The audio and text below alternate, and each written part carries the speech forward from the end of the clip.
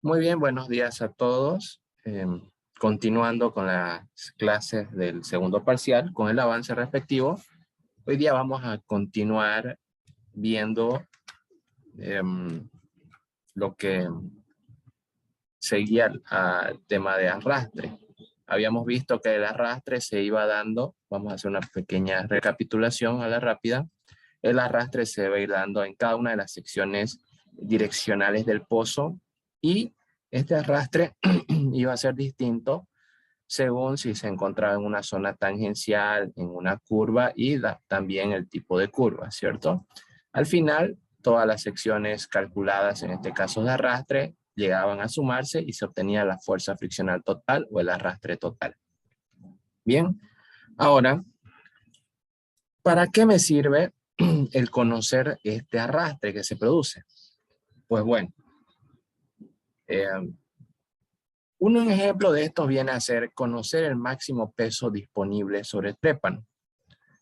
Por lo general a nosotros nos enseñan que existe el peso disponible sobre el trépano, ¿cierto? El famoso WOP. Pero la pregunta es, ¿realmente se puede aplicar ese WOP en el fondo del pozo? Y la respuesta a esa pregunta vendría a ser no siempre. ¿Por qué? Porque en esta pequeña fórmula hay un factor que influye si es que el peso llega a aplicarse al fondo o no. Y este viene a ser la fuerza friccional existente en el pozo. Muy bien, entonces veamos. El máximo peso disponible sobre el trépano es igual a la sumatoria de aquellas secciones que están ejerciendo peso al trépano. En otras palabras, aquella sección va a estar compuesta también, o esa herramienta va a estar compuesta por un peso unitario, va a tener su TBD y hay que afectarla por el factor de flotabilidad. Adicional a esto, debemos restar el arrastre que se genera en aquella sección. Y ahora aquí va la pregunta. A nosotros cuando nos enseñaron a calcular el WOP, ¿con qué herramientas siempre lo relacionamos?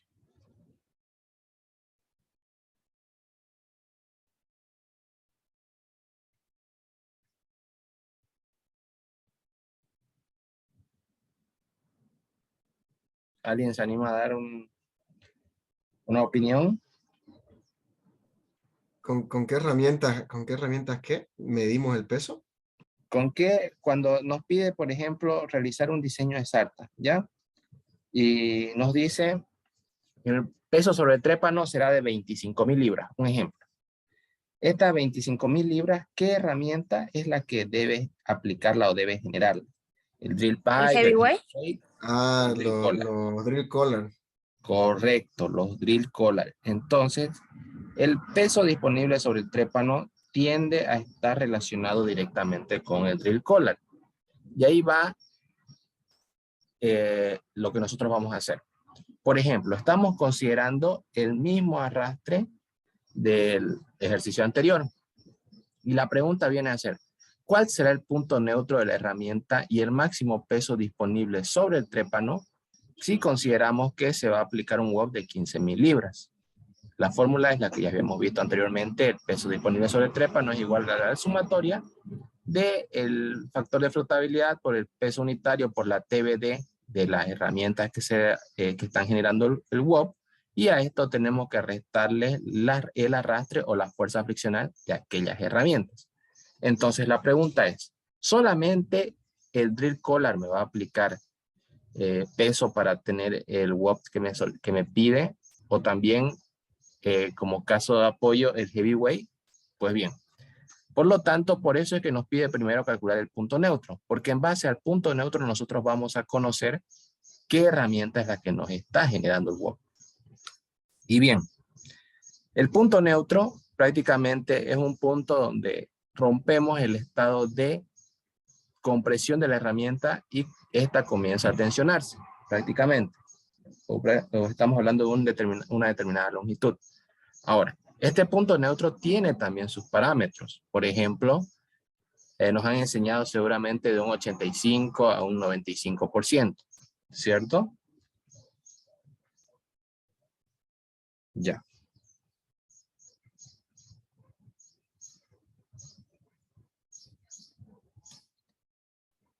Entonces, nosotros tenemos que saber si está siendo aplicado directamente por el drill collar o tenemos que también considerar el heavyweight. Razón por la cual nosotros debemos ir conociendo las TBDs de estas herramientas. Entonces, por ejemplo, el drill collar, si nosotros vemos nuestro gráfico, está dividido en dos secciones. La primera sección es la que se encuentra en la sección tangencial número 2. Por lo tanto, nosotros conocemos TBD, que es 175 pies. Pero la sección 2 se encuentra en la curva inferior. Es parte de esta curva. Y ahí yo debo conocer su TBD. Entonces, el análisis va a ser muy parecido a cuando nosotros hemos hallado la DL. Simplemente que esta vez vamos a invertir la función trigonométrica. Si por alguna razón el punto neutro no me llega a salir 0,8 o 0,9, con el drill collar estoy obligado a recurrir al heavyweight drill pipe. Razón por la cual también debo conocer su TBD para aquella sección que se encuentra en la zona de la curva, como también en la tangente número 1. Siendo así, y recurriendo directamente al drill collar, ya habíamos dicho de que la primera sección de drill collar tiene 175 pies de TBD. Pero aquella que se encuentra en la curva, no conozco su TBD. Puedo conocer la TBD de toda la curva, pero no me sirve de nada. ¿Por qué? Porque debo conocer solamente la TBD de aquella herramienta. Entonces, ¿cómo se calcula la TBD para aquellas secciones que se encuentran en las curvas? Y si ustedes en algún momento llegan a aprenderse bien este pequeño concepto de dividir ángulos y hallar TBDs en determinados puntos, les va a servir de mucho cuando lleguen a perforación 4 y tengan que hallar quizás en un pozo direccional el ingreso de un influjo y el influjo llega hasta un determinado punto de la curva. Entonces, hasta ese determinado punto de la curva, ustedes no se olviden que cuando hablamos de influjo tienen que hablar de presiones. Y cuando hablan de presiones tienen que hablar de TBDs. O sea que esto de aquí les va a servir de mucho cuando les lleguen a ese caso. Y pues bien, cuando ustedes tengan una curva que decaiga, como la que estamos viendo en la parte inferior, ustedes van a trabajar primero indicando que la TBD de aquella sección que están calculando es igual al radio de esa curva por el seno del ángulo anterior menos el seno del ángulo siguiente. Y si tuvieran que calcular la TBD en una curva que se construye, por ejemplo, esta tal vez se podría presentar en la curva superior, o si tenemos un pozo de doble construcción en la curva inferior, nuestra manera de calcular la TBD será radio 2 por el seno del ángulo siguiente menos el seno del ángulo anterior. Entonces, si nos damos cuenta, aquí, dependiendo del tipo de curva, el ángulo se invierte, ¿no? Si es una curva que decae, es anterior menos siguiente, y si es una que se construye, es siguiente menos anterior.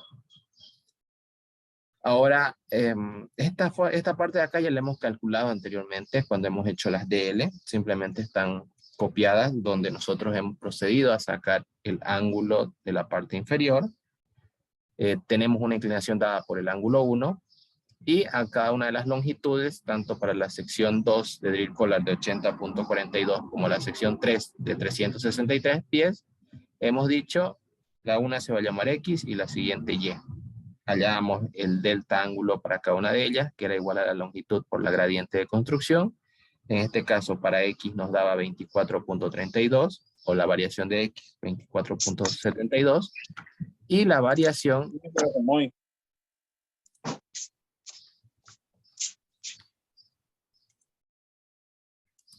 Y la variación de Y nos daba 5.47. Adicional a esto, tenemos que calcular el ángulo como tal. En este caso, ángulo X y ángulo Y. El ángulo X nos va a dar 24.39 y el ángulo Y 18.92, que era el ángulo que coincidía con el ángulo de salida, que es el ángulo número 3. Prácticamente esto ya lo hemos hecho, simplemente era repetir los cálculos. Y si ustedes ya están practicando y lo tienen hecho, no es necesario, simplemente copian el valor del ángulo. Esto era como una retroalimentación a lo que habíamos hecho la clase pasada. Y bien, en este caso, como ya conocemos el ángulo X y el ángulo Y, lo que nos interesa es calcular la TBD. Entonces nosotros vamos a decir la TBD para X, bueno, por si acaso lo vamos a calcular en caso de que tenga que recurrir a Heavyweight Drill Pipe. Caso contrario, solamente trabajo con el Drill Collar. Y yo voy a decir, la TBD de X es igual al radio, y el radio en la curva 2 era de 842.6 pies, multiplicado por el seno del ángulo anterior. Entonces, donde está el puntito rojo viene a ser mi punto de análisis. ¿Cuál es mi ángulo anterior en ese momento? En ese momento el ángulo anterior viene a ser el ángulo 1, ¿cierto? Entonces, ese ángulo anterior corresponde al seno de 49.11 y debo restarle el seno del ángulo siguiente. Entonces, si estoy en este punto inicial de la curva, mi ángulo siguiente va a ser el punto donde finaliza la herramienta que estoy analizando, X. Y X finalizaría con un ángulo de 24.39. Entonces hago el respectivo reemplazo y voy a tener una TBD de 289 pies. Luego, como ya cambié mi punto de análisis, hago el cálculo de la TBD para el siguiente ángulo, que en este caso es Y. Y será igual al radio de 842.6 pies por el seno del ángulo anterior. Entonces, si me encuentro en este punto, ¿cuál es mi ángulo anterior? Es el ángulo X. Por lo tanto, por el seno de 24.39 menos el seno del ángulo siguiente. Entonces, si estoy en el inicio de esta herramienta, prácticamente el siguiente es todo el ángulo que voy generando. Y en este caso, menos el seno de el ángulo Y, el cual es 18.92, dando un total de 74.7 pies. Y pues bien, si ustedes en algún momento llegan a tener alguna duda de sus cálculos, ¿cómo pueden verificar de que estos cálculos son correctos? Bien, si alguien tiene una calculadora, por favor, a mano, puede sumar 289 más 74.5 y nos dicta, por favor, el valor.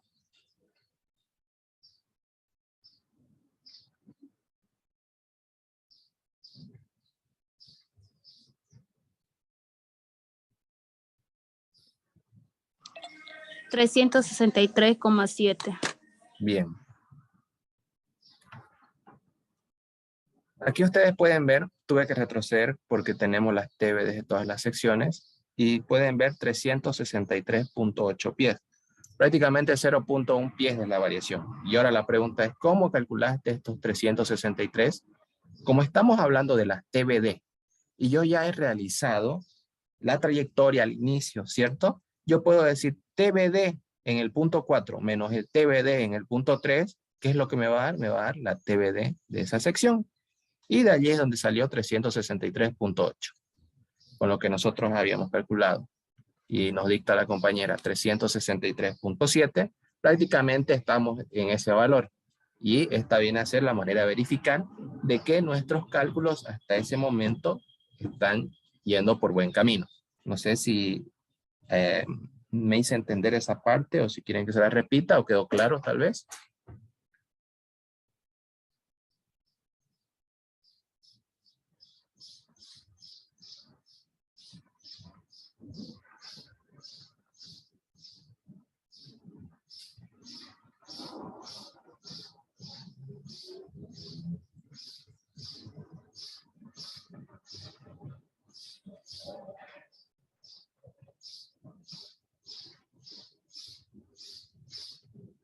Bien. Como no dice nada, imagino que quedó claro. Bien. ¿Qué es lo que sigue?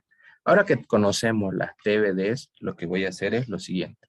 Voy a hallar el punto neutro. En este caso, el punto neutro es igual al WOP, que es el dato que a mí me está indicando de 15.000 libras.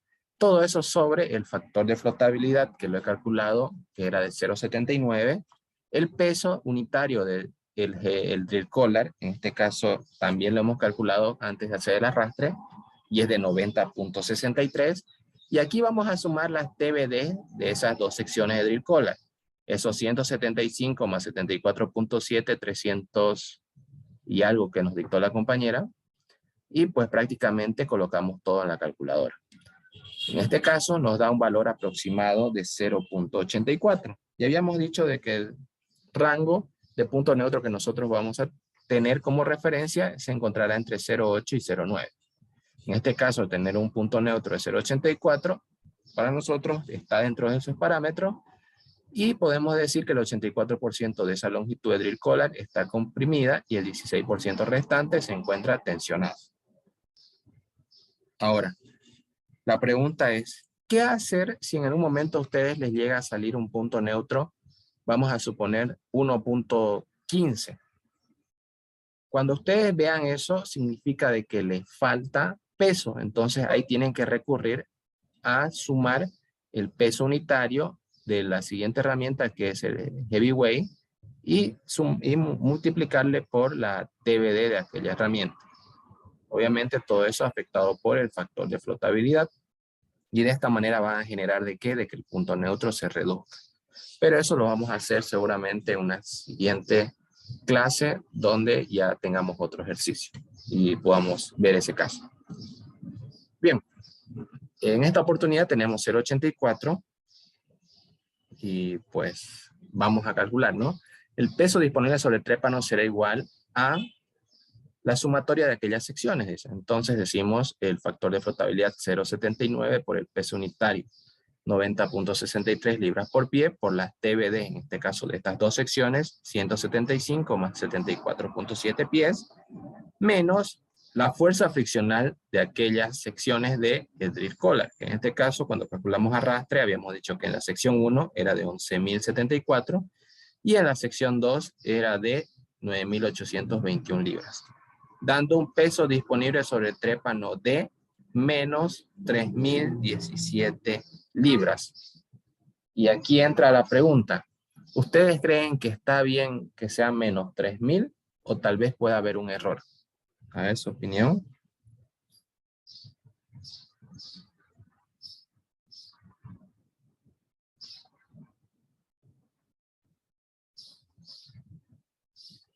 ¿O por qué creen que está con signo negativo ese peso disponible sobre el trépano? Porque está encima del punto neutro, está arriba del punto neutro. No. Más bien podríamos decir que está debajo del punto neutro, todo el peso, pero no.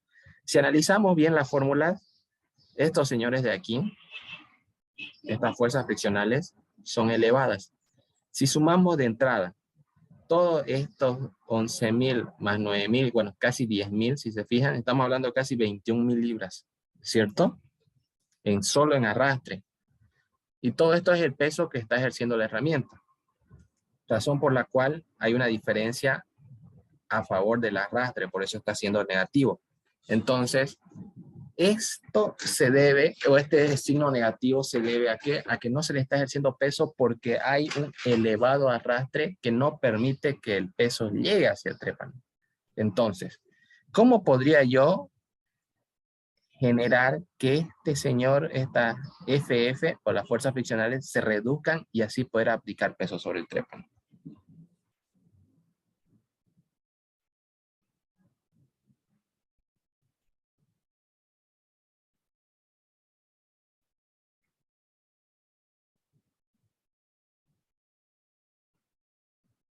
¿Alguna sugerencia tal vez?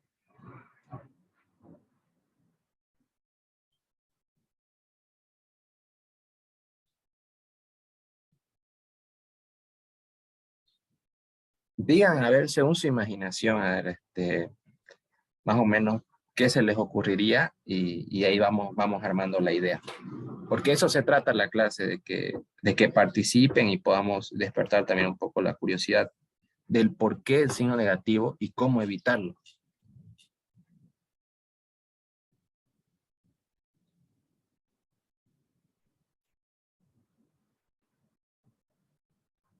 Bien, para hacerlo más práctico. El objetivo es reducir el arrastre, ¿cierto? Y si yo reviso, voy a retroceder un poco.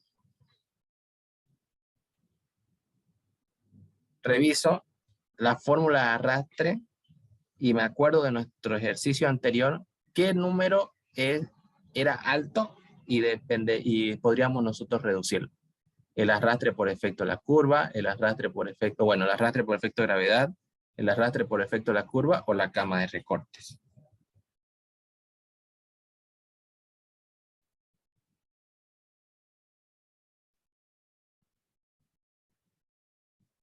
E incluso nos vamos a ir al cálculo del primer arrastre.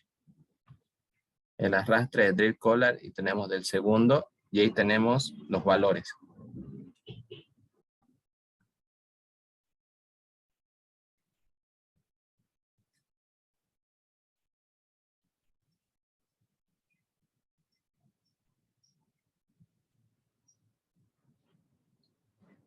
Bien, si nos damos cuenta nosotros de algo, fíjense, el arrastre en la sección número 1 es de 10.000.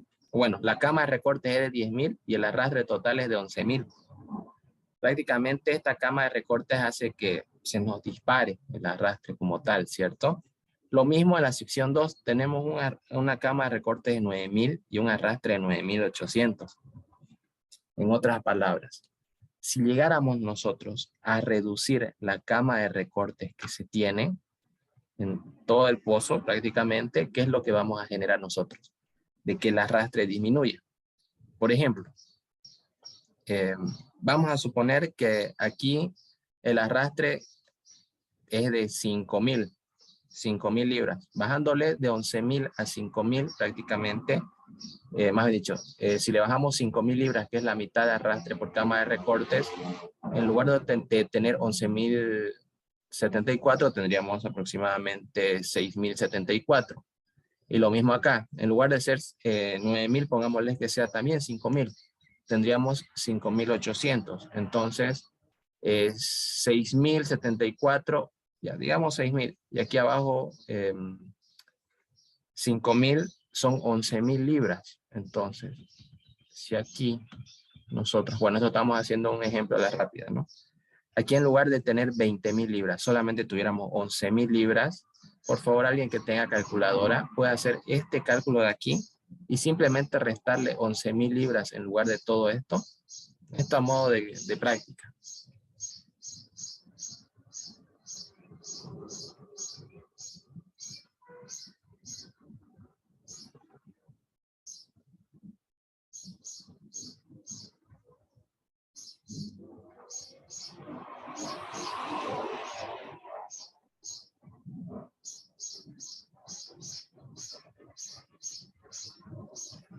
$6,827.8. Positivo, ¿cierto? Sí. Ahí ya nos indica de qué. De que ya tenemos peso sobre el trépano aplicado, porque ya es positivo, no es negativo. Entonces, si nos damos cuenta, si nosotros llegamos a reducir la cama de recortes, el peso aplicado al trépano ya se vuelve efectivo. ¿Por qué? Porque ya aparece con signo positivo. Entonces, la recomendación, si en algún momento ustedes llegan a ver de que tienen un resultado negativo, es de que los arrastres son muy altos y es recomendable tratar de reducirlos. En este caso, como estamos viendo, la cama de recortes quizás sería bueno eliminarla enviando baches viscosos, rotando la herramienta para poder levantar aquello que está en la parte inferior.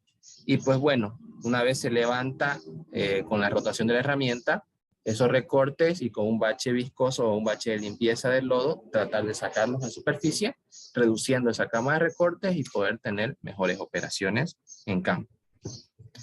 Bien, entonces este peso disponible sobre el trépano quedó claro, ¿sí? ¿O alguien tiene alguna duda antes de continuar?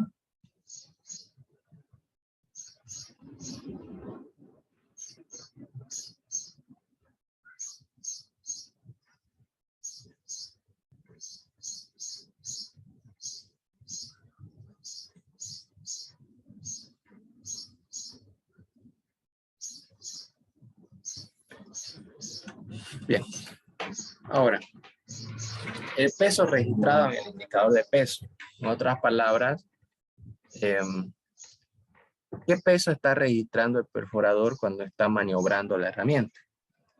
Entonces, en este caso, cuando la está sacando la herramienta, va a registrar un peso, ¿cierto? ¿Y cuál será ese peso? Pues ese peso al momento de estar maniobrando la herramienta o sacando la herramienta, será igual a el peso que tiene el top drive, ¿ya? Más el peso de la sarta de perforación, más la fuerza friccional total. ¿Por qué? Porque la herramienta, al estar siendo levantada o retirada, va a estar en contacto con las paredes del pozo y ahí va a existir esa fricción y esa fuerza que se va a poner al movimiento. Y pues bueno, en este caso, la pregunta que nos da es, una vez alcanzada la perforación hasta el target 2 o el objetivo, que es el que está en nuestro dibujo, se procederá a sacar la sarta a superficie. Determina el peso que se registrará en el Martin Decker, ¿ya? O en el indicador de peso, y considere un peso del top drive de 15 toneladas. Bien, en este caso el top drive ya lo tengo. El peso de la sarta prácticamente debo calcularlo y el arrastre total ya lo tengo hecho, ¿cierto? Entonces, el peso de la sarta no es más que el factor de flotabilidad por la longitud de cada uno de los componentes por su peso unitario. En este caso, el drill collar tenía 265.42 pies por 90 libras-pies, que es su peso unitario. El heavyweight tenía 745 pies por 42.67 libras-pies, su peso unitario. El drill pipe 1 tenía 8.525 pies por 19.5 libras-pies, que es su peso unitario. Y el drill pipe 2 tenía 3.562.48 pies por 20 libras-pies, que es su peso unitario.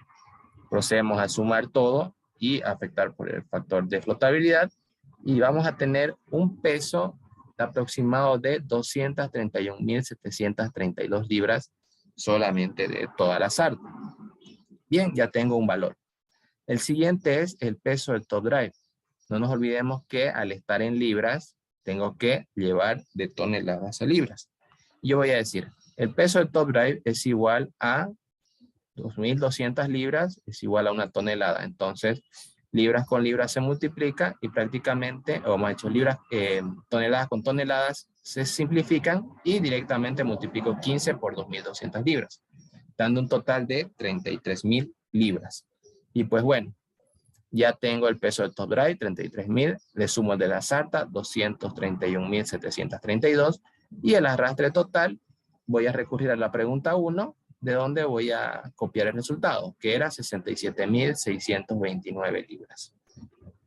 Y el peso registrado en el Martin Decker es de 232.361 libras, lo que prácticamente vendría a dar un resultado de 232 a 235 kilolibras, o estamos hablando de miles de libras.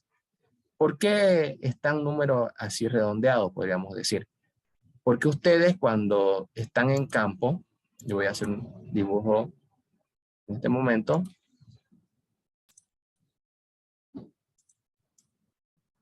Vamos a suponer que este es el indicador de peso o de donde registra el perforador sus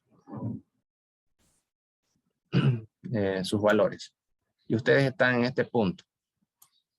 En este caso, para él no existen los decimales, sino directamente el entero. Vamos a decir, no sé, que este es,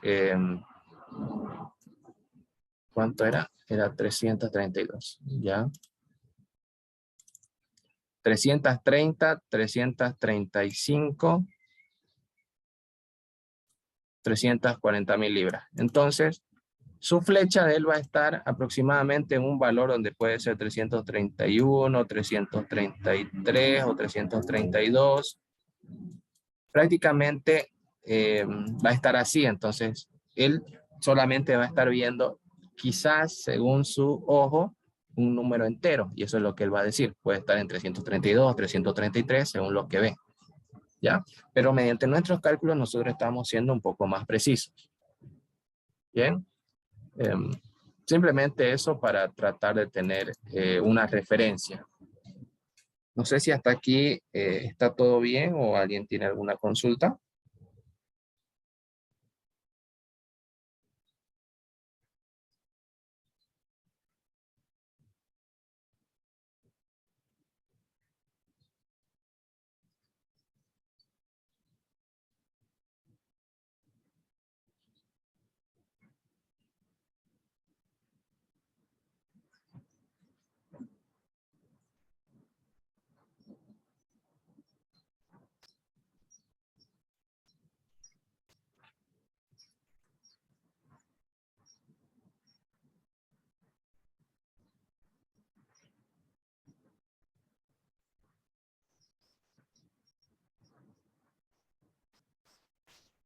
Bien, pasamos entonces al siguiente cálculo.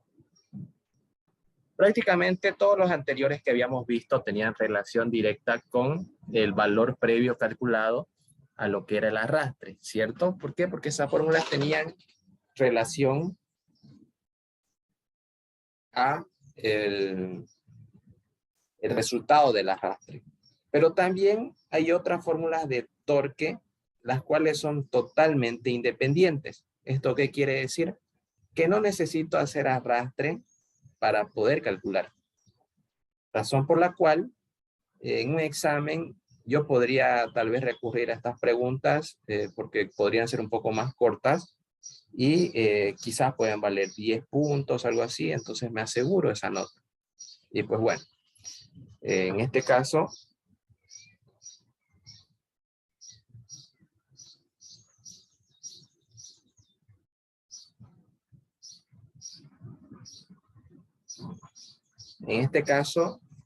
la primera que nosotros vamos a tener viene a ser el pandeo o el buckling que se presenta en la sarta y está dado por la siguiente fórmula. La fuerza lateral para pandear el tubo, o en este caso la tubería o la herramienta, la BL, es igual a 1617 por el factor de flotabilidad por la diferencia entre el diámetro externo de esa tubería al cuadrado menos el diámetro interno de esa tubería por el diámetro a la cuarta, el diámetro externo a la cuarta menos el diámetro interno a la cuarta por el seno de inclinación en la cual se encuentra aquella herramienta, todo eso dividido entre el diámetro del agujero, o el diámetro por medio del agujero, menos el OD de la tubería. Y todo aquello elevado a la 0.5 o a la 1 medio. Prácticamente esta fórmula la vamos a dejar clara. Se la utiliza cuando estamos con pozos con un solo ángulo, como ser el pozo tipo J, ¿cierto? Pero si por alguna razón nosotros tenemos ya pozos con 2, 3 ángulos, ya cambia la manera de realizar el análisis. Bien. Luego nosotros vamos a tener otra fórmula, la cual va a ser la fuerza lateral. En este caso, la fuerza lateral está siendo compuesta por la siguiente fórmula.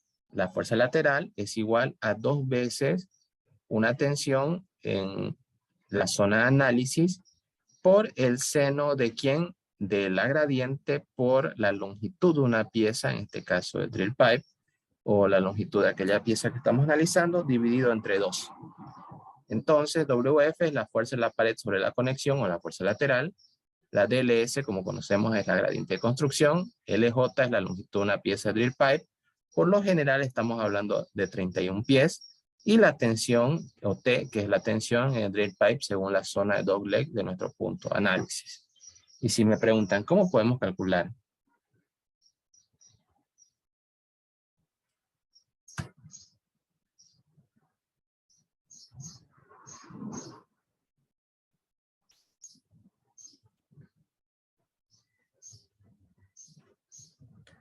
¿Cómo puede calcular la tensión? La tensión va a ser igual a el factor de flotabilidad por la sumatoria de la longitud de las herramientas por sus pesos unitarios, y a todo esto le voy a restar el WOP.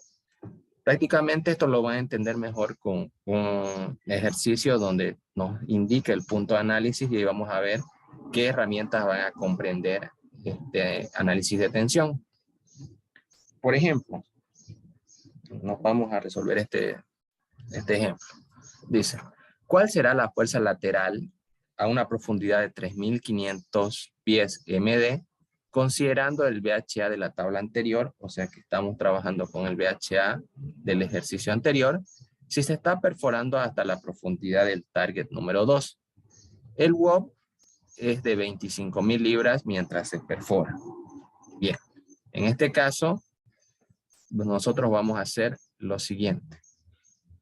Vamos a agarrar y vamos a calcular la tensión para poder ser reemplazada en la fórmula de la fuerza lateral. Y esta tensión va a estar siendo compuesta por el factor de flotabilidad, por la sumatoria de longitudes de herramientas, por el peso unitario de cada una de ellas, menos el WOP, que es de 25.000. Y ahora la pregunta que ustedes me van a hacer, ¿tengo que colocar todas las longitudes? No. Aquí viene el análisis que nosotros vamos a realizar. Si bien nosotros sabemos que desde un determinado punto hasta el fondo del pozo, o como es desde la profundidad cero hasta el fondo del pozo hay una determinada longitud, aquí me da, ¿dónde está el mouse? Aquí. Aquí me da una profundidad exclusiva, 3500. Eso significa que desde 0 hasta 3500 tengo que hacer mi análisis. Por lo tanto, el Drill Pipe 2 tiene una longitud de 3562. O sea que prácticamente mi punto de análisis está aquí, en 3000.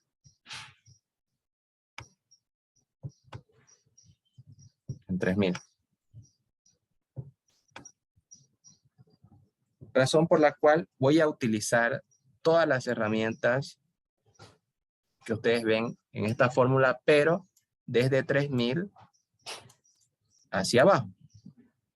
Entonces, aquí vamos nosotros a decir que la tensión está compuesta por el factor de flotabilidad y comenzamos, ¿no? Desde abajo hacia arriba. El drill collar, que es 265.42 por su peso unitario, 90.63.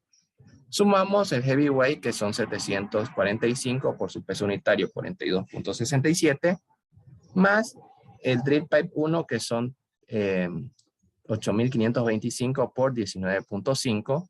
Más, ¿qué longitud me queda disponible desde el tope del drill pipe hasta los 3.000 pies, o hasta los 3.500, que es mi punto de análisis? Pues prácticamente yo puedo decir 3.562 menos 3.500, y eso me va a dar 62.48 pies, que debo multiplicar por el peso unitario de el Drill Pipe 2, que son 20 libras. Ya todo esto le voy a restar 25.000 libras, que es el WOP utilizado mientras se estaba perforando. Y esto me va a dar como resultado una tensión de 151.432 libras. Entonces, con este cálculo de tensión, antes de continuar, ¿alguien tiene alguna duda? Por favor, me puede indicar o está todo claro. Ingeniero, escuché muy bien la parte en que indicó que debíamos tomar desde 3000. ¿Por qué desde 3000? Allá. Por favor. Sí, no me equivoqué. Aquí vamos a corregir. Era 3.500. Ya, por favor. Aquí vamos a borrar.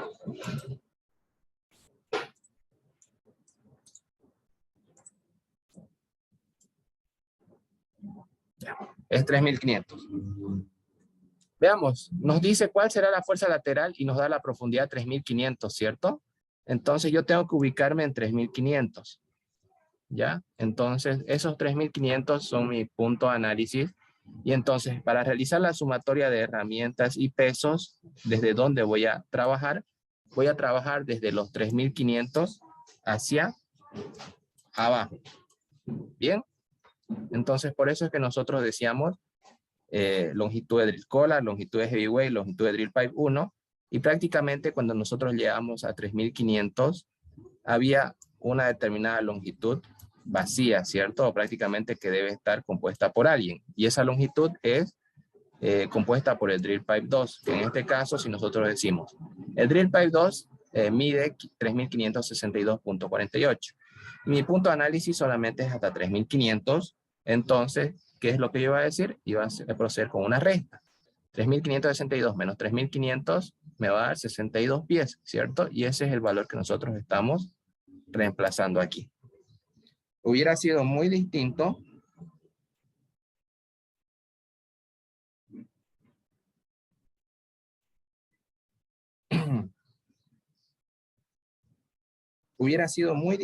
si a nosotros nos hubiera dicho determine la fuerza lateral a 5.000 pies. ¿Cómo hubiera sido mi análisis? Mi análisis ya no hubiera sido en 3.500, sino hubiera tenido que bajar hasta los 5.000 y considerar de 5.000 hacia abajo las longitudes de las herramientas.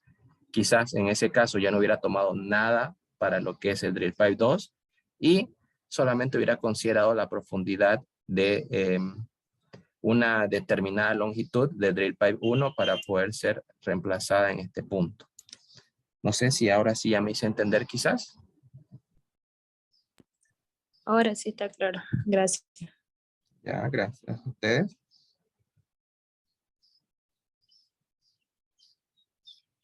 ¿Podemos continuar?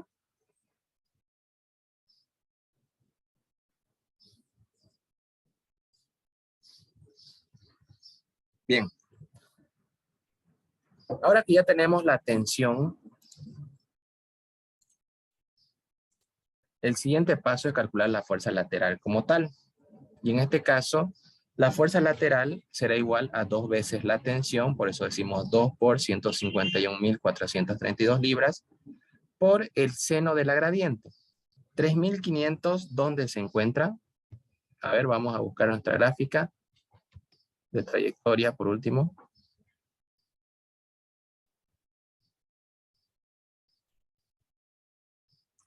$3.500 prácticamente estaría en la curva de la parte superior. Por lo tanto, nosotros debemos recurrir ¿a quién? A su gradiente. Una gradiente de 3.3 grados cada 100 pies. Entonces, regreso nuevamente hasta esa diapositiva en la que estoy trabajando. Y voy a decir, por la gradiente de 3.3 grados por cada 100 pies, por la longitud de una pieza de drill pipe, porque prácticamente la fuerza lateral está siendo aplicada en 3.500 al drill pipe, ¿cierto? Entonces, el drill pipe para nosotros, de manera referencial, va a tener una longitud de 31 pies. Todo eso lo vamos a dividir entre 2 y la fuerza lateral aplicada, en este caso, será de 2.704 libras.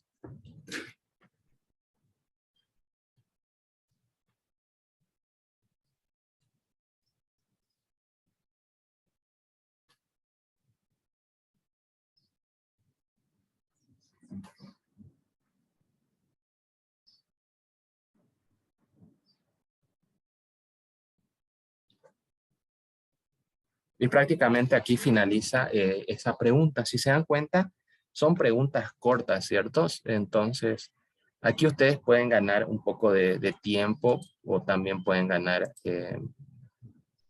vamos a decirlo así,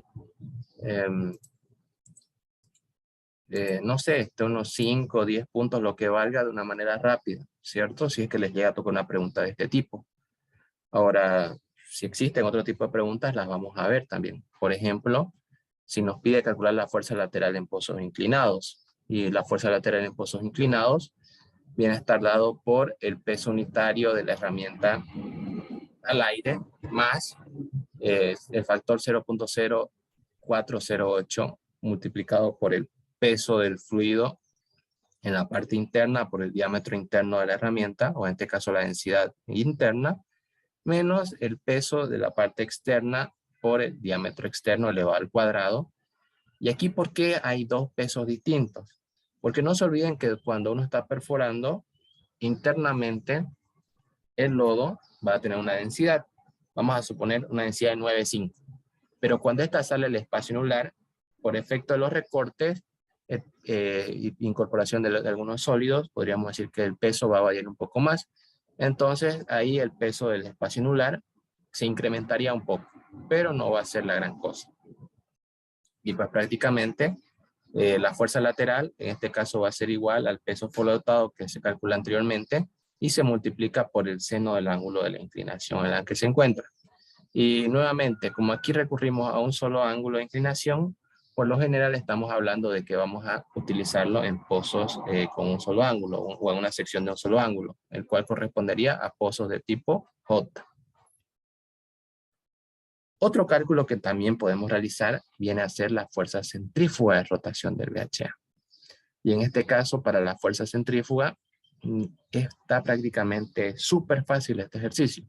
¿Por qué? Porque la fuerza lateral o fuerza centrífuga será igual al peso de la herramienta a la que estamos analizando, el peso unitario multiplicado por el diámetro del agujero que se tiene en ese momento, diámetro del pozo, y a ese le debemos restar el diámetro externo de la herramienta que estamos analizando. Y multiplicamos por el valor de n al cuadrado, donde n es la rotación de la salta que se está teniendo, y todo eso se divide entre 70.471. Es una fórmula súper cerca, o súper fácil, ¿cierto? Ahora, la pregunta es, ¿cómo la aplico? Y ahí vamos a ver un ejercicio. En este caso dice, ¿cuál será la fuerza lateral centrífuga de los drill collar? Y me da sus diámetros, ¿no? 6,1, que es el OD, por 2/7, que es el ID, si se está rotando a 120 RPM en un agujero de 8.92 pulgadas. Prácticamente me pide ya la fuerza lateral, o sea, WF, me da el diámetro del agujero, 8.92, me da el diámetro externo del drill collar, 6.5, y me dice que la rotación son 120 RPM. Prácticamente hago un simple reemplazo. Pero antes de eso, como me pide calcular el peso unitario, yo debo determinarlo. La fórmula ya la habíamos visto en los cálculos de arrastre, ¿cierto? El peso unitario es pi cuartos por el OD al cuadrado menos el ID al cuadrado sobre 0,2945. Entonces, como ya me ha dado el OD y el ID, hago el respectivo reemplazo y prácticamente me sale 90.63 libras-pie el peso unitario. Entonces, con ese resultado, simplemente hago el reemplazo. Y digo, la fuerza lateral es igual a 90.63 libras-pie por la diferencia, el diámetro del agujero 8.92 menos el OD de drill collar 6.5 por 120 RPM, que son la rotación, que debe estar elevado al cuadrado. Entonces, por favor, aquí vamos a hacer una corrección.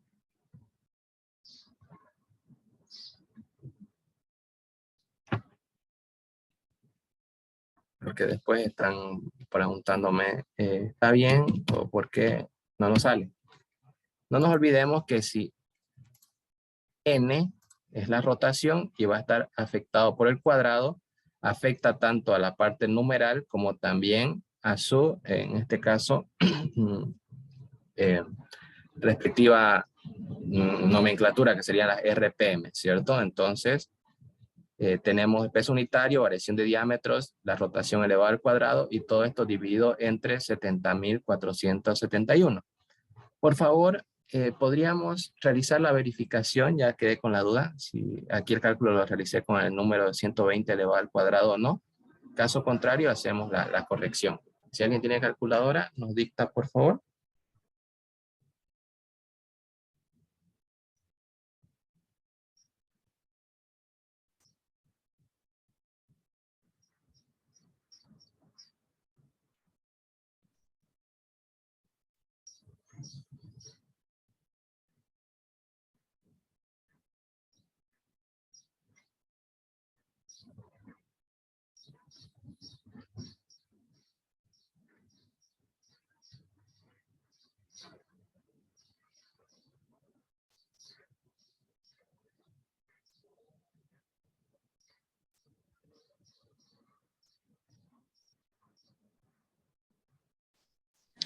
Sale lo mismo.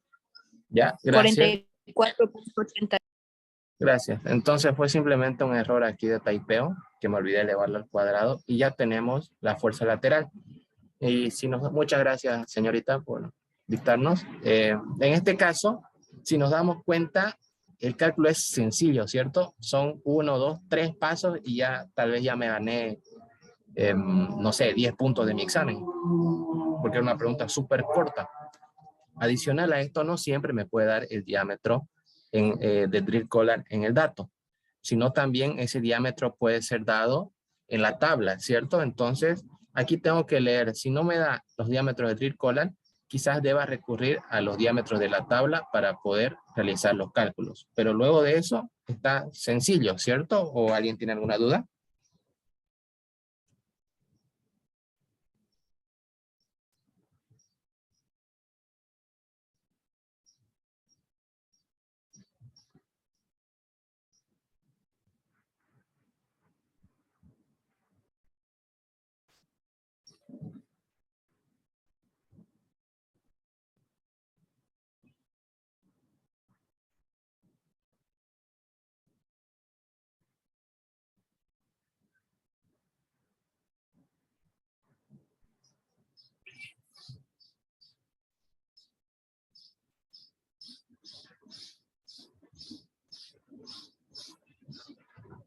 Bien.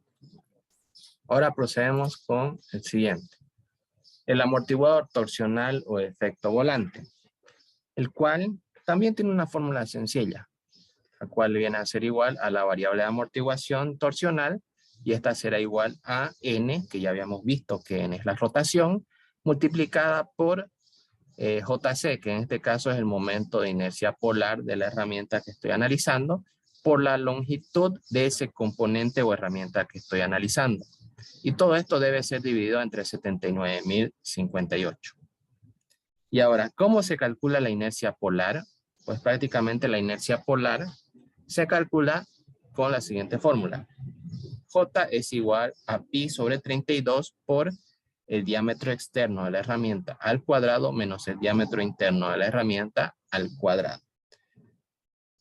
Si ustedes se dan cuenta, en este tipo de fórmulas tratan los autores de indicar de que cuando estemos con una D mayúscula habla del diámetro OD, y cuando estamos con una D minúscula habla de el ID.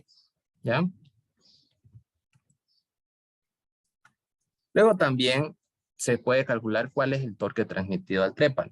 Y este es igual a 0,795 multiplicada por la rotación por el momento de inercia polar, que ya lo he determinado en su momento.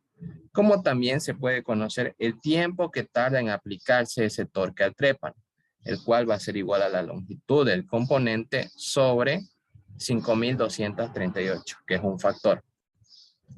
Y esto lo vamos a ver en un ejercicio, el cual dice: determine cuál será el torque transmitido al trépano, el tiempo, cuál será el torque transmitido al trépano como una pregunta, luego el tiempo de aplicación del torque como una segunda pregunta, y la variable de amortiguación de un VHA, la tercera pregunta.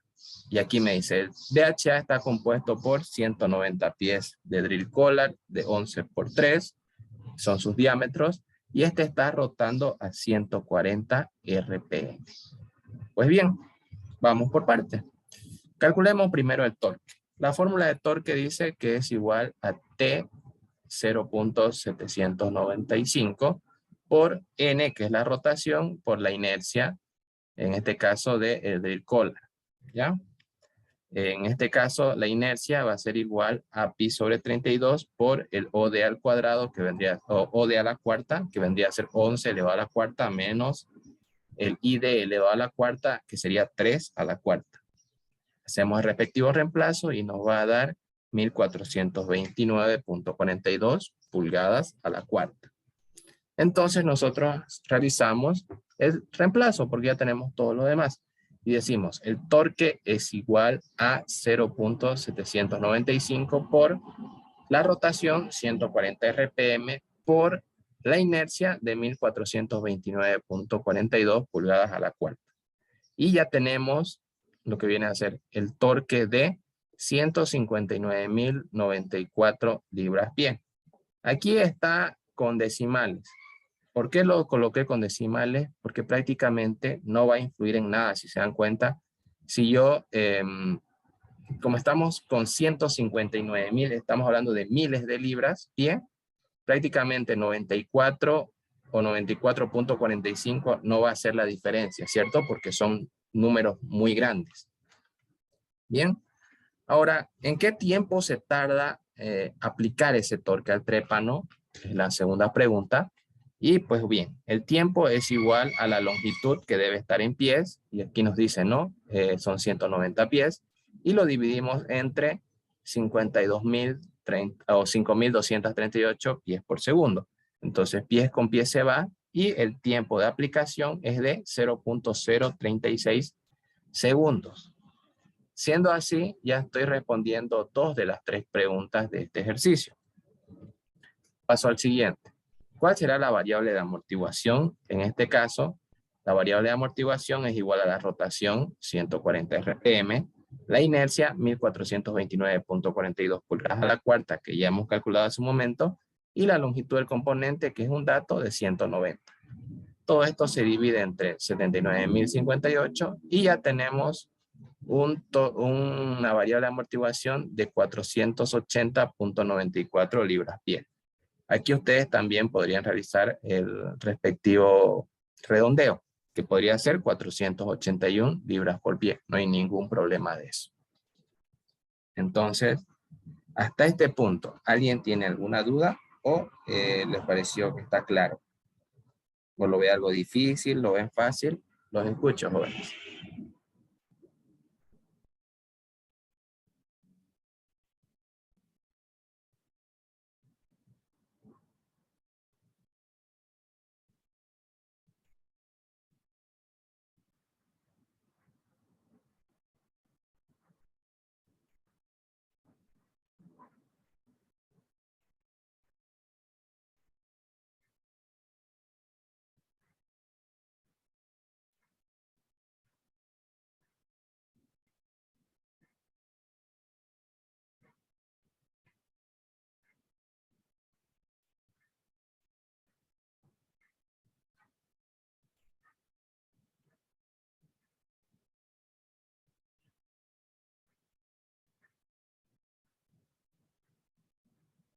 Ya. Bien. A ver. Prácticamente ya no nos falta mucho. El pandeo o bucle torsional de los VHA y los drill pipe va a estar compuesto por el colgamiento del trépano. En este caso, la transmisión del torque es igual a 0.795 por la rotación por la inercia, en este caso de los drill pipes. Cuando ustedes vean una JP, habla de inercia del pipe o de la tubería. Y cuando ustedes vean una JC, habla de la inercia del collar, en este caso del collar, el drill collar. Y bueno, como decía, era igual a la rotación por la inercia del drill pipe por 2 veces la inercia del drill collar sobre la sumatoria de la inercia del drill pipe más la inercia del drill collar. Luego, también para conocer el pandeo, tenemos que nosotros conocer el mínimo torque para pandear la tubería. Y de esta manera nosotros vamos a hacer un análisis donde podamos decir si se llega a pandear o no la tubería. Entonces, la resistencia al pandeo es igual a 833.333 por la inercia del drill collar. No es lo mismo el momento de inercia, que es lo que habíamos visto en los anteriores cálculos, que era con J, que la inercia. ¿Ya? Eso vamos a tener claro. Cuando ustedes vean, una IC es la inercia y la JC es el momento de inercia. ¿Ya? Entonces, multiplicado por la inercia del drill collar por 2.056.168 por la inercia del drill collar dividido entre la longitud de ese drill collar elevado al cuadrado, más menos la carga axial. Y ahora, ¿por qué hay un signo más y un signo menos? ¿Por qué? Porque si la herramienta está en compresión, esa carga axial yo debo restarla. Pero si la herramienta está tensionada, la carga axial debo sumarla. Entonces, ese dato va a ser, o más dicho, eso va a ser un dato en su ejercicio. Si le dice la herramienta está comprimida con 30.000 libras, ya saben que tienen que restarle 30.000. Pero si le dice que está tensionada con 20.000, entonces tienen que sumarle 20.000. Y bueno, todo esto tiene que estar elevado a la 1/2.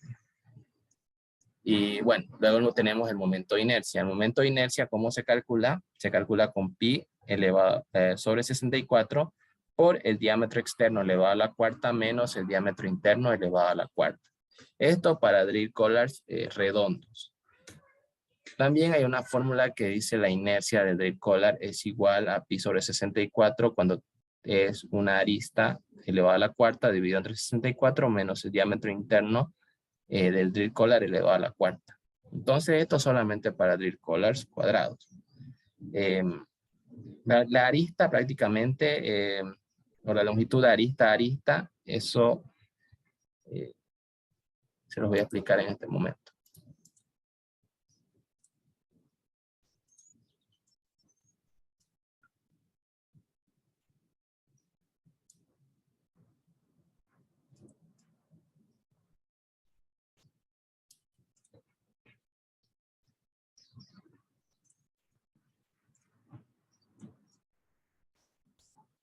Prácticamente si yo tuviera un drill pipe, o así era mejor dibujarlo, así era mejor. Ya, vamos a borrar todo.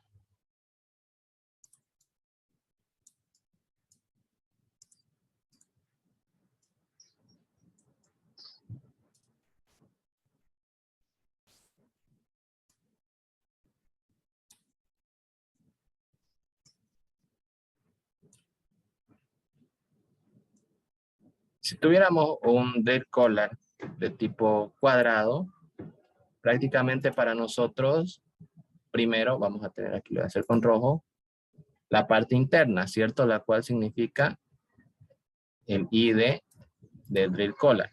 Pero cuando hablamos de longitudes de arista a arista, estamos hablando desde una esquina hacia otra. Prácticamente esa longitud que ustedes ven con la flecha celeste o azul representa la longitud de arista a arista. Bien, ese es el valor de S que nosotros vamos a tener que reemplazar en la fórmula si por alguna razón me diera el resultado, en este caso un ejercicio con un drill collar de tipo cuadrado. ¿Ya? Esa es la diferencia cuando hay drill collars cuadrados y debemos conocer la longitud de arista a arista, que es desde una esquina hacia la otra, que está al frente.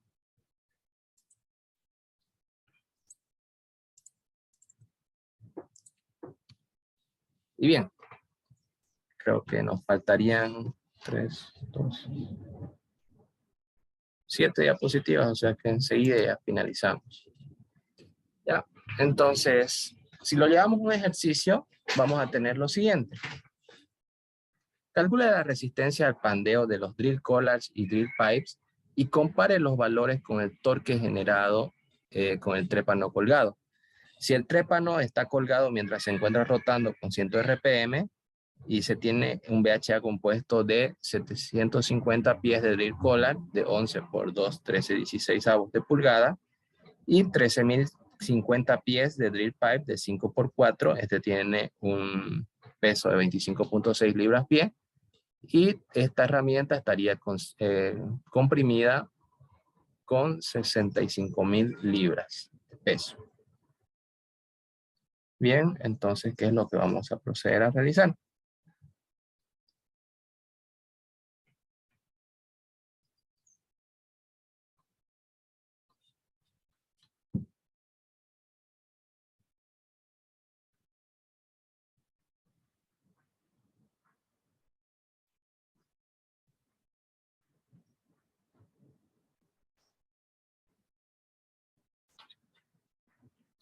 Primero, calculamos el torque, ¿ya?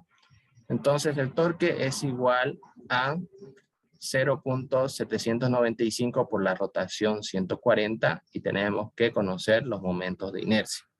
En este caso, inercia de las dos herramientas que componen este VHA. Entonces, la inercia para el drill collar va a ser con los diámetros del drill collar, que vendría a ser 11 pulgadas como OD, elevado a la cuarta, y el ID, que es 2.8123, elevado a la cuarta como el ID. Y esto nos va a dar un momento de inercia de 1431.24 pulgadas a la cuarta. Y la inercia del drill pipe con sus respectivos diámetros. Pi sobre 32 por 5 elevado a la cuarta menos 4 elevado a la cuarta. Y esto nos va a dar 36.22 pulgadas a la cuarta. Hacemos el respectivo reemplazo y habíamos dicho que el torque era o iba a ser de 0.795 por 140 RPM por la inercia del drill pipe de 36.22 pulgadas a la cuarta por 2 veces la inercia del drill collar, 2 por 1431.24 pulgadas a la cuarta sobre la sumatoria de la inercia del drill collar más el drill pipe. Entonces decimos 1431.24 más 36.22 pulgadas a la cuarta para el drill pipe y vamos a tener un torque de 7.824 libras por pie. Entonces ya tenemos el mínimo torque y ahora procedemos a determinar, o prácticamente este era el torque colgado, y procedemos a determinar con la resistencia para poder saber si existe o no existe pandeo. Entonces, aquí nosotros vamos a tener que calcular, según lo que vemos en la fórmula, primero la inercia de drill collar, ¿cierto? Porque es lo que nos pide. Y vamos a decir que la inercia de drill collar va a ser igual al pi sobre 64 por 11 elevado a la cuarta, que es el OD, menos el ID de 2.8123 elevado a la cuarta, y esto nos va a dar 715.62 pulgadas a la cuarta. Simplemente va a ser reemplazar ahora. Y decimos, este valor que va a ser la resistencia al pandeo será igual a 833.333 por la inercia 715.62 por 2.056.168 por la inercia de 715.62 sobre la longitud, que en este caso el drill collar dice que son 265 pies. Sobre 265 pies elevado al cuadrado, y aquí le vamos a restar. ¿Por qué? Porque la herramienta está comprimida con 15.000 libras. En este caso, creo que hubo un error de typeo en el anterior. Eran 15.000 libras, no eran 65. ¿Ya? Ahora sí. Entonces procedemos a restarle las 15.000 libras por efecto de compresión, y todo eso elevamos a la 1/2. Y entonces el valor calculado para nosotros va a ser un valor, si alguien lo quiere calcular, creo que era 18.000 y algo, o 18 millones. Era un valor elevado, no recuerdo muy bien. Si alguien lo puede calcular, por favor, y nos indica cuánto le sale.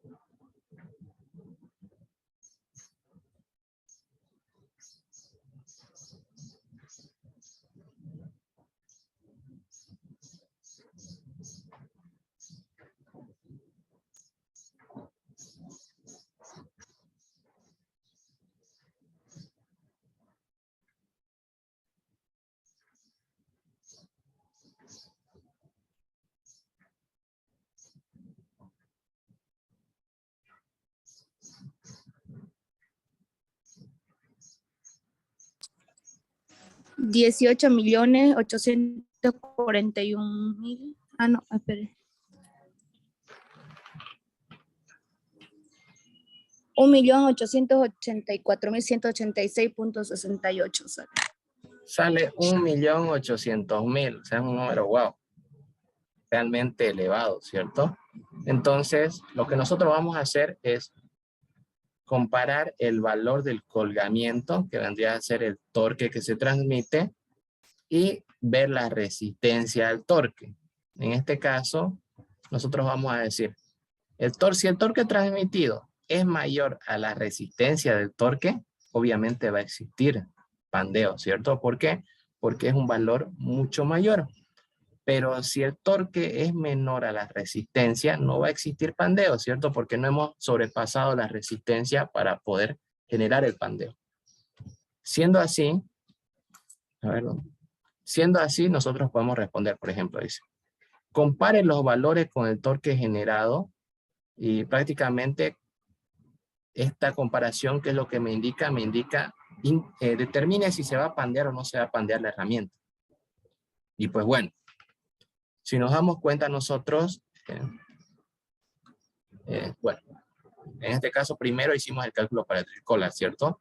Y como el mínimo torque, o prácticamente la resistencia no ha sido superada, pues prácticamente no va a existir pandeo, ¿cierto? ¿Por qué? Porque estamos con 7.000 como el torque transmitido y con 1.800.000 la resistencia. O sea, de que para el primer caso, la primera herramienta, no va a existir pandeo. Bien, pero nosotros también tenemos que calcular para la otra herramienta. Puede ser de que el drill collar no se pandee, pero sí se pueda pandear la herramienta que está en la parte superior. Entonces, volvemos a realizar los cálculos con la diferencia de que aquí ya vamos a utilizar los diámetros ya no del drill collar, sino de la siguiente herramienta, que en este caso para nosotros es el drill pipe. Y bien, si aquí vamos a reemplazar en lugar de IC, que es la inercia del collar, tenemos que colocar la inercia del drill pipe. Por lo tanto, debemos calcularla. Y esta va a ser igual a pi sobre 64 por 5 elevado a la cuarta menos 4 elevado a la cuarta. Estamos hablando de sus dimensiones. Y esto nos va a dar 18.11 pulgadas a la cuarta, que es el valor que vamos a reemplazar. Y pues prácticamente vamos a decir que este valor que viene a ser la resistencia es igual a 833.333 por la inercia de 18.11 pulgadas a la cuarta por 2.056.168 por la inercia 18.11 pulgadas a la cuarta sobre la longitud de drill pipe, que en este caso son 13.050 pies elevados al cuadrado. ¿Por qué en este punto ya no sumo ni resto el valor de compresión? Porque este efecto de compresión ya fue aplicado en la siguiente herramienta. ¿Por qué? Porque la compresión tiene prácticamente una relación con el punto neutro, ¿no? Si lo recordamos, y este estaba afectando directamente a la herramienta que le da el peso. Entonces, eso era directo al drill collar.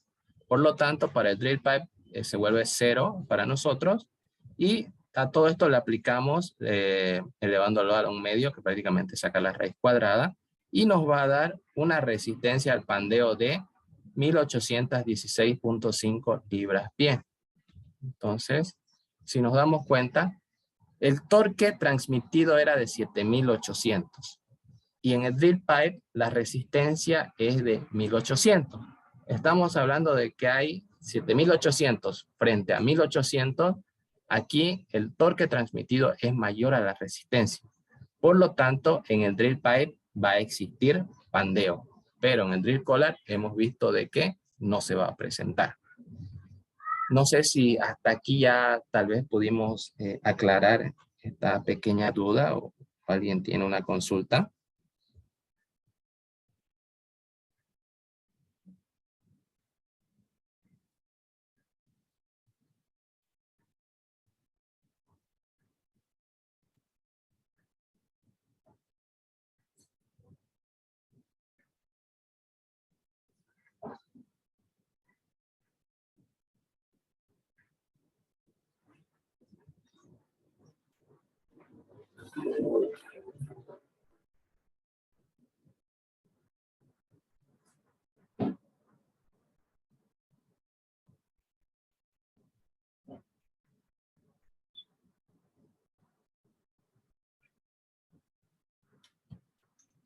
Bien. Prácticamente antes de terminar vamos a tener que vamos a conocer el torque de ajuste, el cual va a ser calcular la sección de radio modular, que este es igual a pi sobre 32 por el OD de la herramienta elevado a la cuarta menos el ID de la herramienta elevado a la cuarta. Todo eso sobre el OD de la herramienta. ¿Y esto para qué me va a servir? Me va a servir para conocer si es que puedo conectar una herramienta con otra, o prácticamente si no la puedo conectar. Entonces, si vemos un ejercicio, aquí dice, determine si un drill pipe de 5×4 con una conexión, o más con un peso de 25.6 libras, y un tool joint, que vienen a ser las cuplas, donde tienen sus conexiones, de diámetro 5/8 de pulgada por 3,1/2, podría ser conectado con un drill collar de 11×2, 13/16 de pulgada, con un peso de 302 libras-pie. Entonces, en base a la fórmula de la sección de radio modular o SMR, debo calcular para cada una de estas herramientas. Por ejemplo, la SMR para el drill pipe será igual a pi sobre 32 por, y ojo, estoy trabajando con las conexiones. ¿Por qué? Porque cuando se conecta una herramienta con la otra, no se conecta el cuerpo, que es 5×4, sino las conexiones. Por eso trabajo con el tool joint de 6.625, que es 5 octavos, elevado a la cuarta, menos 3/1/2, 3.5 elevado a la cuarta, dividido entre 6.625. No nos olvidemos el tool joint. Y nos va a dar una sección de radio modular de 26.32 pulgadas cúbicas. Mismo procedimiento, pero para el drill collar. Entonces vamos a decir sección de radio modular para drill collar pi/32 por sus dimensiones. 11, que es su OD elevado a la cuarta, menos su ID, 2.8125 elevado a la cuarta, sobre 11, que es su OD. Y decimos que es la sección de radio modular de 130.11 pulgadas cúbicas. Entonces, yo tengo que hacer una relación entre estas dos herramientas para ver si es que se va a producir o no se va a producir la conexión. Entonces, yo voy a dividir la sección de radio modular del drill collar sobre la sección de radio modular del drill pipe. En este caso, 130.11 pulgadas cúbicas sobre 26.32 pulgadas cúbicas. Entonces, pulgadas cúbicas con pulgadas cúbicas se simplifican y vamos a tener un número adimensional, el cual es 4.94.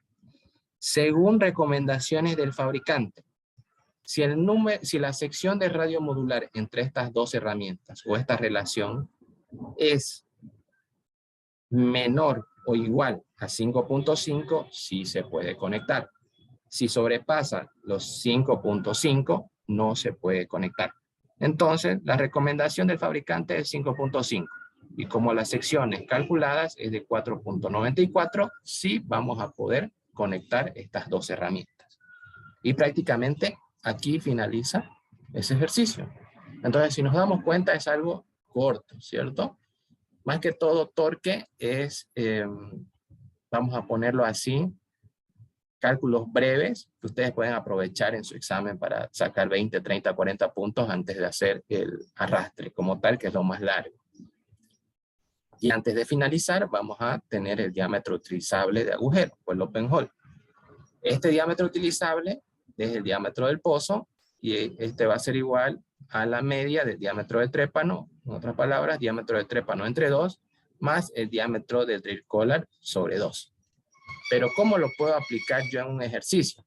Podemos decir, ¿cuál será el diámetro del drill collar que debe asegurarse para bajar 1989 metros de una cañería, la cual es de 13/3/8 de pulgada, pero tiene una cupla de 14.374 pulgadas?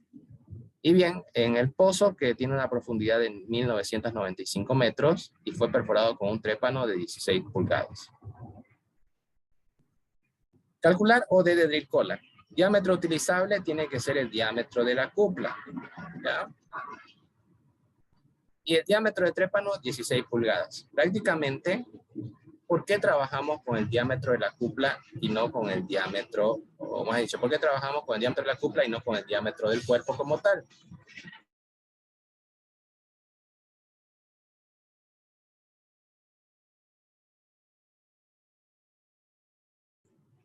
No nos olvidemos que la cupla viene a ser la parte, vamos a llamar así, un poco más grande, porque es la conexión, ¿cierto? Entonces, por eso es que vamos a tratar como diámetro utilizable la cupla. Y decimos, si el objetivo es hallar el drill collar, pues lo que está dividiendo pasamos a multiplicar, en este caso 2 veces el diámetro utilizable, menos el diámetro de trépano va a ser igual al diámetro del drill collar. Entonces ya conozco el diámetro utilizable, entonces multiplico 2 por 14.374 y a esto le resto el diámetro de trépano. Y voy a tener el diámetro externo de drill collar de 12.748 pulgadas para que sea la referencia y yo pueda decir el diámetro de drill collar con el que se debe perforar este tramo tiene que ser mínimo de 12.748 pulgadas para poder asegurar la bajada de una cañería de 13/3/8. Y pues prácticamente eso vendría a ser todo el avance de la materia de perforación 3 para el segundo parcial. Si nos damos cuenta, el avance de hoy fue algo rápido porque es conocer la fórmula y saber cómo reemplazar. Conocer la fórmula y saber cómo reemplazar y ya directamente tenemos todos los valores requeridos, ¿cierto? Pero no sé si ustedes tienen alguna consulta, les pareció fácil, los escucho, ¿no? Ya la siguiente semana vamos a iniciar a resolver modelos de exámenes que ustedes envíen al grupo y vamos a ir paso por paso. Quizás un ejercicio de trayectoria, vamos a tardar 2 clases porque lo vamos a hacer un poco más lento para que puedan entenderlo mejor y todo eso. Entonces, si alguien tiene alguna pregunta, puede realizarla. Caso contrario, vamos a finalizar la clase del día de hoy aquí. Por el momento no, porque ha sido bastante. Habría que repasar toditas estas fórmulas y llevarte las dudas, al menos en mi caso, llevarte las dudas ya cuando hagamos ejercicio. Claro, no, está bien. Ahora, estas fórmulas están en el formulario que les subí, ¿no? Para el primer parcial, o bueno, formulario de la materia. Están allí a partir de la segunda hoja, si no me equivoco, la segunda página. Y tienen este documento ya en el Classroom. Así que pueden ir verificándolo, pueden ir viéndolo paso a paso, relacionándolo y prácticamente como tú indicaste, la siguiente clase pueden traer las preguntas, como también podemos ir, como vamos a ir resolviendo, también ir viendo cómo se hacían y planteándolas en nuevos ejercicios, ¿cierto? Entonces, si no hay más consultas o si alguien tiene otra consulta, puede indicarla. Caso contrario, vamos a finalizar aquí la clase.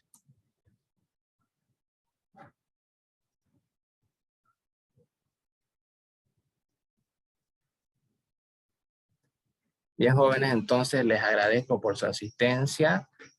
Como siempre, el video va a ser subido dependiendo, muy probable al mediodía, depende de qué tan rápido lo procesa la computadora, y lo sube, entonces ya por la tarde va a estar disponible, y así lo pueden ver el fin de semana y analizarlo con calma. Sin más, nuevamente les agradezco su asistencia y nos vemos el día lunes. Que tengan un buen fin de semana. Ya, pues gracias, Gerardo. Hasta pronto. Ya, hasta luego.